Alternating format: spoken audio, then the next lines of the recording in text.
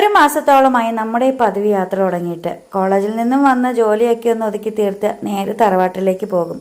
ചാച്ചൻ കിടപ്പിലായ പിന്നെ നമ്മൾ എന്നും വൈകുന്നേരം ചാച്ചൻ്റെ അടുക്കൽ എത്തിയിരിക്കുക എന്നുള്ള കാര്യം ഷുവറാണ്. ആൺസൂട്ടിന് ബോറടിച്ചപ്പോൾ മൊബൈലൊക്കെ നോക്കിയിരിക്കുക.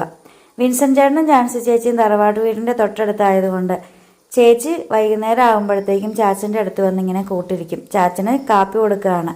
ബണ്ണ ചായയിൽ മുക്കി നനച്ചാണ് കേട്ടോ കൊടുക്കുന്നത്. വാവ്,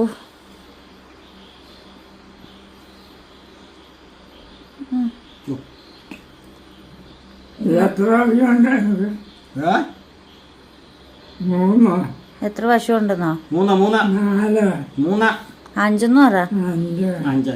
അഞ്ചെന്ന് ഞാൻ പറഞ്ഞ ചാച്ചൻ കേട്ടോ. 5.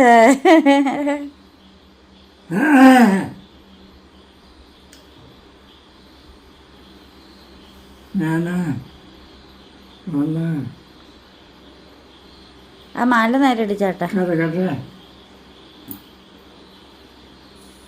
ആഹാരം കൊടുത്തതിന് ശേഷം കുറച്ച് നേരം ഇരുത്തി വർത്താനമൊക്കെ പറഞ്ഞതിന് ശേഷം ചാച്ചനൊന്ന് കിടക്കും.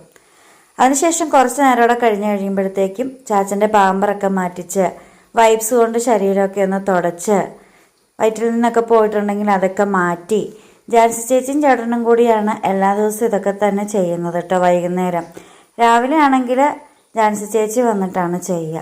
എന്നാലും ഇത്രയും പ്രായമായ ചാച്ചനാണ്. യാതൊരു ശല്യവും കൂടാതെ തന്നെ ചാച്ചൻ എല്ലാത്തിനും സഹകരിച്ച് തരും കേട്ടോ. ഒരു കുഴപ്പമില്ല നമ്മുടെ ചാച്ചനെ കൊണ്ട്. അപ്പോൾ പാമ്പറൊക്കെ മാറ്റിച്ചതിന് ശേഷം മുണ്ടൊക്കെ ഉടുപ്പിക്കുകയാണേ. ചാച്ചൻ അങ്ങോട്ടും ഇങ്ങോട്ടൊക്കെ തിരിഞ്ഞു തരുന്നുണ്ട്. മുണ്ടുടുപ്പിച്ച് ബെൽറ്റൊക്കെ ഇടിയിപ്പിച്ച് അങ്ങനെ ചാച്ചനെ പുതപ്പിച്ച് അവിടെ കുറച്ച് നേരം കിടത്തി. ചാച്ചൻ കുറച്ച് നേരം ഒന്ന് വിശ്രമിക്കട്ടെ. അന്നത്തേക്ക് സമയം അങ്ങ് പോയി രാത്രിയായി കേട്ടോ. അതിനുശേഷം പിന്നെ വിൻസെൻ്റ് ചേട്ടൻ കടയൊക്കെ അടച്ചിട്ട് വന്നിട്ടുണ്ട്. വിൻസെൻ്റ് ചേട്ടൻ്റെ നാട്ടിൽ ചെറിയൊരു കടയുണ്ട് കേട്ടോ, പലചരക്ക് കടയാണ്. അപ്പം നമ്മൾ അതിനുശേഷം കുറച്ച് നേരം വർത്താനമൊക്കെ പറഞ്ഞിരുന്നു. അതിനുശേഷം നമ്മൾ അത്താഴം കൊടുക്കണ്ടേ. അപ്പം ചാച്ചനെ അത്താഴം കൊടുക്കാൻ വേണ്ടി പിടിച്ച് എഴുന്നേൽപ്പിച്ച് ഇരുത്തിയേക്കുവാണ് കേട്ടോ. ചാച്ചന് ഒത്തിരി വർത്താനമൊക്കെ പറയും അതിൻ്റെ ഇടയ്ക്ക്.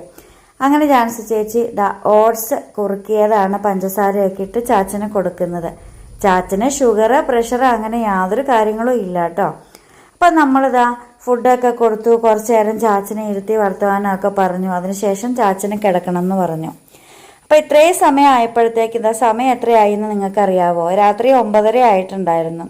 അന്നത്തേക്ക് ഫുഡൊക്കെ കഴിഞ്ഞ് വയറൊക്കെ നിറഞ്ഞ ചാച്ചന് ഉറക്കം വന്നു. അങ്ങനെ ചാച്ചന് ഉറങ്ങാൻ കിടന്നു. നമ്മളെല്ലാവരും കൂടി തിരിച്ച് വീട്ടിലേക്ക് പോരുവാണ്. ഇത് സമയം അങ്ങോട്ടും ഇങ്ങോട്ടും ഒക്കെ തെറ്റാം. ചിലപ്പോൾ 11 മണിയൊക്കെ ആകും നമ്മൾ വീട്ടിലെത്തുമ്പോൾ. അപ്പോൾ ഇതാണ് ഇപ്പോഴത്തെ പതിവ് കാഴ്ച.